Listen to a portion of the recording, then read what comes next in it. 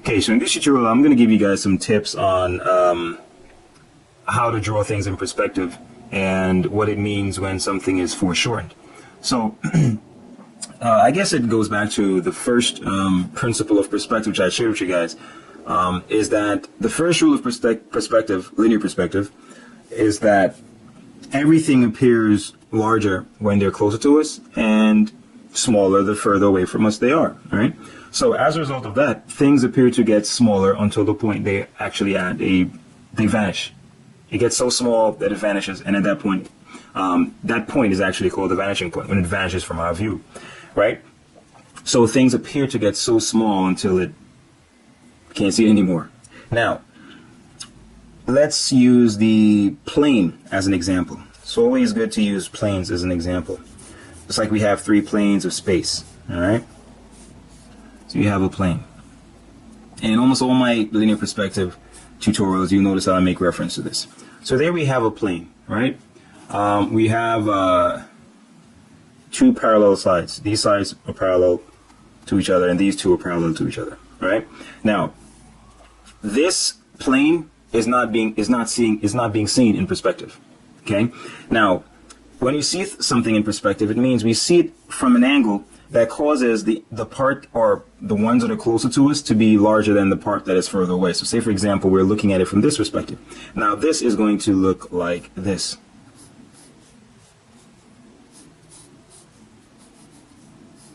So it's almost, we're imagining that this is spinning like that. Okay? So now the part of it that's closer to us is larger than the one that's further away. And also, these lines that are parallel now appear to be converging, because things that are far away from us, or as things go, more and more further and further away from us, they appear to get smaller to the point where they vanish. Okay, at some point they will. This is said to be seen in perspective. So we're seeing this plane in perspective, and as a result of that, it is also being seen in a foreshortened view, and that's what foreshortening really is. It means seeing something in perspective so it appears shorter.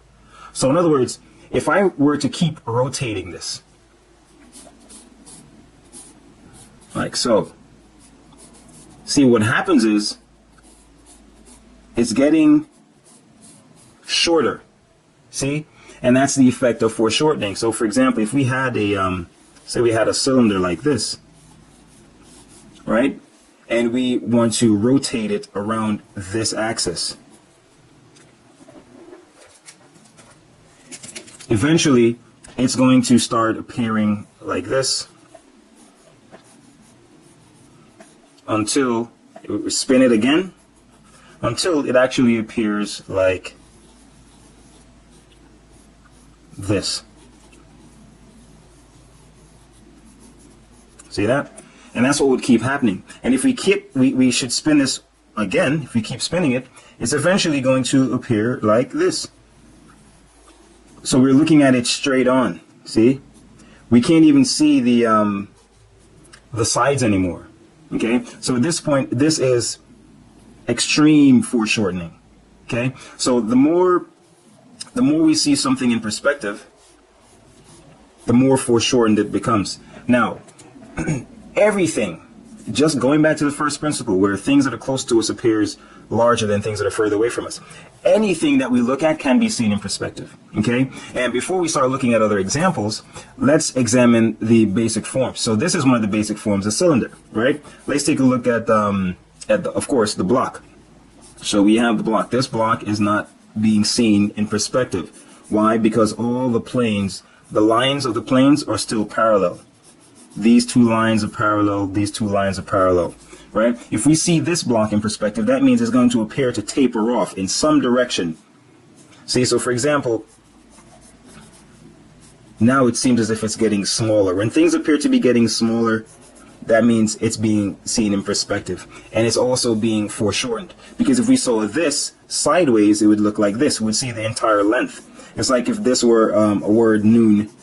See, if we were seeing this in perspective, it would look like that. It looks actually shorter. See, so it seems, it appears foreshortened. And that's what foreshortening is. Foreshortening is pretty much drawing something as if you're seeing it in perspective. Okay? It's like you're seeing it head on. or you're seeing it from an angle where one part of it appears larger than the other. And as I said, everything can be seen in perspective. But we're just using the basic forms for now to get an idea of what this is all about. Now, even a circle. So let's look at a circle. A circle can be seen in perspective as well. And when a circle is foreshortened, it becomes an ellipse. An ellipse is just another word for pretty much like an oval shape, okay? But this is the interesting thing about a circle when it's in perspective, which I think a lot of people sometimes don't get. Now, a circle can be enclosed within a square. See, because the diameter, you have the center here, the diameter is equal at from any point. Once it goes through the center of the circle, it is a diameter, and the length is fixed. Okay, so that means a circle can fit within a square. Okay, now when you draw a circle in perspective, say for example we're drawing this square in perspective. Now the square will appear like this. Okay, so one end appears closer than the other. Now, this is the interesting thing about drawing circles in perspective, or a foreshortened circle, is that when we make the cross, see, once you make the cross of a square, these two lines, these two diagonals will always cross at the center of the square, even when it's drawn in perspective. So if you want to find the center of this line, center of this square, you make the X, and here is the center. See? So basically, this is also showing you that the law of perspective, that things that are closer to us appear larger. So even though we know both halves of this square are equal, when the square is seen in perspective, the half that's closer to us will appear larger than the half that's further away from us. Likewise with a circle. So since we can draw the circle in square, when a circle is seen in perspective, it will also appear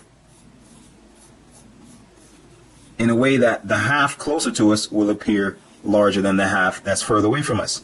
See, so that's how a circle will appear in perspective. Now, everything can be seen in perspective, okay? Especially if it's something that's really large, or something that that we're seeing really closely or at an extreme angle, okay? So for example, if you're drawing a person, you can draw a person in perspective. So for example, if this guy, let's draw like a guy giving a kick or something, right? So this is a guy's foot.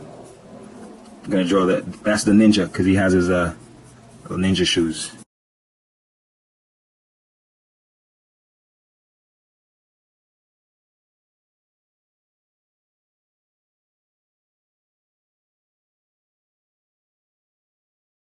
Now, an interesting thing about perspective that we have to pay attention to is that when things are seen in perspective, the things that are closer to us, just like in that tutorial I was showing you about, when a way of creating the illusion of space is to use overlap. See? So in other words, things that are close to us will overlap the things that are further away from us. So in the same way, when you draw something in perspective, let's say we're going to draw some blocks that are in perspective, and I'm using these two lines converging to a vanishing point as a guide, okay? So if I'm going to draw this, see, these lines are converging towards a vanishing point, right? And if I have say for example, a circle back here, it's the same thing. See, they're all converging to that vanishing point, but they're all a part of a form. And here I have a cylinder, and here I have another block, like that. See, if you're drawing someone or something, it's the same principle. So things that are in front always overlap things that are further away from us. And even when you're drawing things in perspective, or that appears foreshortened, like this is, I could even make this more extreme. See, by making the angles reach the vanishing point a lot quicker. So that's how you draw things to be in extreme perspective or extreme foreshortening. So remember, foreshortening pretty much means drawing something as if it appears in perspective, so that it appears shorter than it actually is. So I'm going to draw these same forms, but in sharper perspective.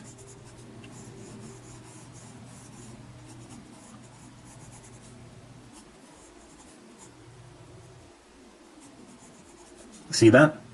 So the thing is, how is this useful? Well, this is very useful for when, especially you're drawing the body in perspective. So for example, if you're drawing someone close to, like, like a superhero, somebody giving a punch, this could have easily been, a fist.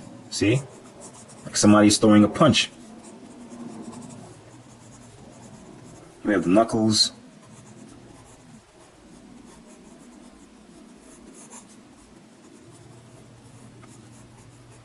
Right? See, so this could easily be a fist, and this could be, different forms of the body. Now, the important thing about this is that this is where it's really good to be familiar or draw from observation, because a lot of times what you find is the way the body is develops, or the way the forms, the structure of the anatomy of the body is, some muscles overlap others and some overlap on the inside. So for example, the top of this form may overlap this one. See, but this may overlap this one. See what I'm saying? And this one, this may overlap this, and this may overlap this. See, so it's good to, when you're foreshortening a form, this could easily be, a person throwing a punch. It's good to be aware of that, of how the forms overlap. So that means you'd have to study this form. Say, for example, you're drawing like the arm, right? You have to know that the deltoid goes over the bicep, and the triceps goes over like that, and then this goes over like that, and then the elbow comes out like that. See what I'm saying? So when you're drawing this in perspective, you'd have to make sure that you are consistent with how you have the forms overlap. Otherwise, it may not be as realistic as you may want it to be. All right? Now, another thing that's also really useful for you to know is that when you're drawing things in perspective or drawing things foreshortened, it's useful to also use this principle that I illustrated here. So in other words, when you want to know the half, say you have a rectangle like this, right? And I want to find the half point. I just make an X, and where the lines, where these two diagonals intersect, that's the center or the half point of this rectangle. Okay, let's say you're drawing the thigh in perspective, right? Like this. Let's draw it like, I'll put this up. Yeah, so you're drawing the thigh in perspective, and you're using a little cylinder, right? This could be like a superhero or whatever. You're just exaggerating. So it's like you're looking down, right? So let's say the leg ends there, okay? Now, this is where the foot is, and this is where the thigh is. Now, the thing is, this principle is useful because it helps you determine where the half point is. So say, for example, generally, the knees may be the half point between the top of the thigh and the foot. Okay? So if you want it to be realistic, you have to make sure that the knees are further down. You can't put it halfway.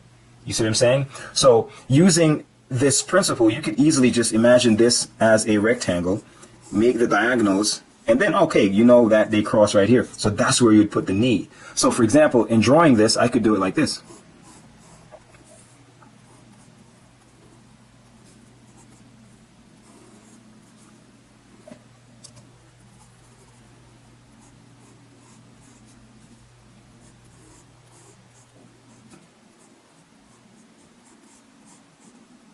See what I'm saying? And then the foot is out there. See, so that gives you see, now it looks realistic. Instead of guessing where the knee could be, you could easily just have an idea. So it's good to have, in other words, be familiar with the proportions of the form you're foreshortening before you foreshorten it, and that will help you to make it be a little bit more realistic. All right. Say you're drawing the head, and this applies to the head as well. If you're drawing the head in perspective, right?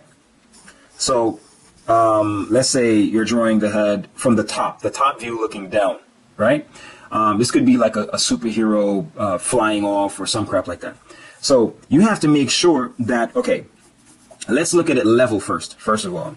So in a level view, we know that the head, the eyes are halfway in the head, right? These are the normal proportions. The eyes are halfway in the head. We know that this is the beginning of the forehead. We know that this line from there to the eyebrow, and then from the eyebrow to the nose, and then from the nose to the mouth, the chin is pretty much the same distance. So this and this and this are actually thirds, and then the eyes are halfway in the head, right? Now, if you're drawing this head in perspective, you have to remember whatever is closer to us will appear larger than things that are further away. So that means this is 1/3, 2/3, and the 3rd third of the face. right? The third for the forehead, the third for the eyebrows to the base of the nose, and the forehead to the chin. Okay? Now, if I'm looking from up here down, this third has to be bigger. See? And if you're looking up, this third has to be bigger. You have to make sure, you have to be aware of that. So for example, let's draw someone looking down. Like that. Actually, I'm going to use the a block-like form so it's clearer for you. So see, I'm making sure that it appears to be tapering down to some kind of a vanishing point. See? The chin ends there. So if you're drawing the face looking downwards, and say for example, I'm going to find the half point. You see that? See how far the half point is? That means the eye is actually all the way down here. See that? So that means all of this is the upper half of the head. So that means the eyebrows may be here. Let's say we put the center line. So if we're going to start sketching this in, you know, it's going to start appearing more like the nose is going to be like down here. And the lips, or the line between the lips, is like that. And the chin is down here. See that? The eyebrows are here, and the eye is actually down here. And all of this is the forehead. And the ears will be up, you know, like that. And all of this is the top of the head. See? So if you're drawing a head in perspective, you have to be aware of that the divisions are going to change. Those rules that we apply here don't apply when the head is being seen in perspective. And vice versa. If you're drawing the head as if it's looking up, see, the head is just like the principle of perspective. Things that are closer to us appears larger when it's further away. So that means you have to draw the head as if it's tapering up. See? Like that. And the division, this third is now going to be larger. So now, finding the half point of the head, you know, the eyes are going to be all the way up there now. See? And then, if the eyes are up there, you know that the nose are going to be also closer. See? Seeing, you can see under, you're seeing the nostrils. Now, the lips, see, now you're seeing the underplane of the upper lip. See? And you're seeing the, you're seeing under the chin.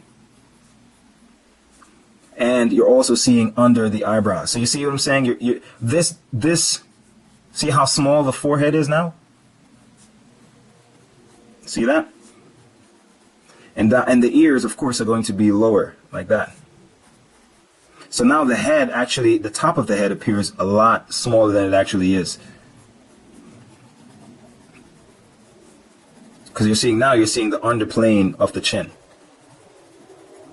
See that? In terms of the entire body, you'll actually have to, say for example, you're drawing someone from the head up, right? What I would do is, I know that the half point of the body appears is right below the groin area, right? So if I'm drawing someone in perspective,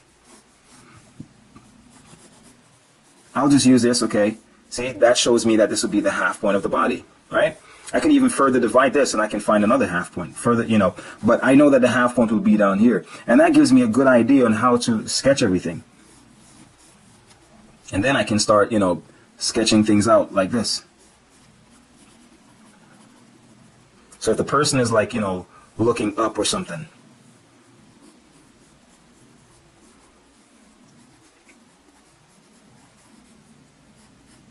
whether this could be a superhero or, you know, whatever it is, I know that the person's feet would stop down here.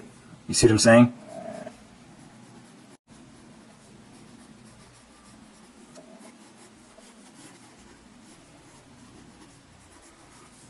So this gives you some idea on how to deal with the proportions as a person's body is shrinking as it goes away from you. And, you know, vice versa. It's the same thing. If it were the other way around, then you would also do the same thing. From the feet up. All right? Is that sometimes the forms will be so distorted that you can't even really see what's going on. You can only use overlap. And that's where it's good to make sure the forms are open. So say, for example, I have, I'm going to show you what I'm doing here and how I do this. Let's say, for example, we're looking at it sideways. So we have some forms like this, just for example's sake. We have forms like this. Just making up something.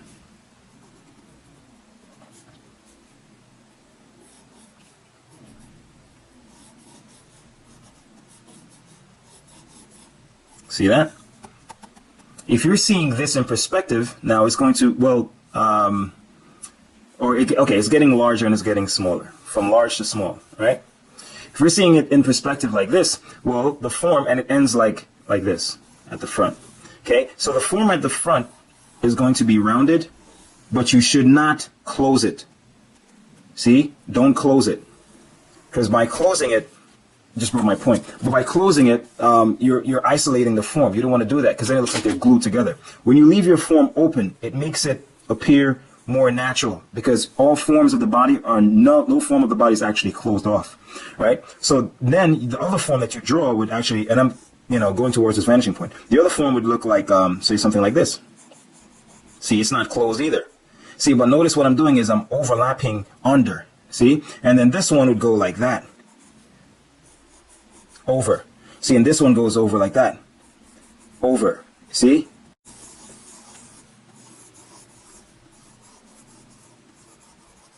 See what I mean? Big difference, right?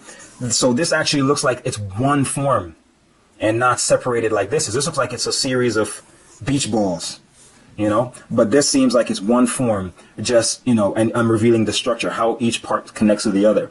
And it's the same thing if you're drawing like the arm in perspective. You make sure that you draw the forms and don't close them off.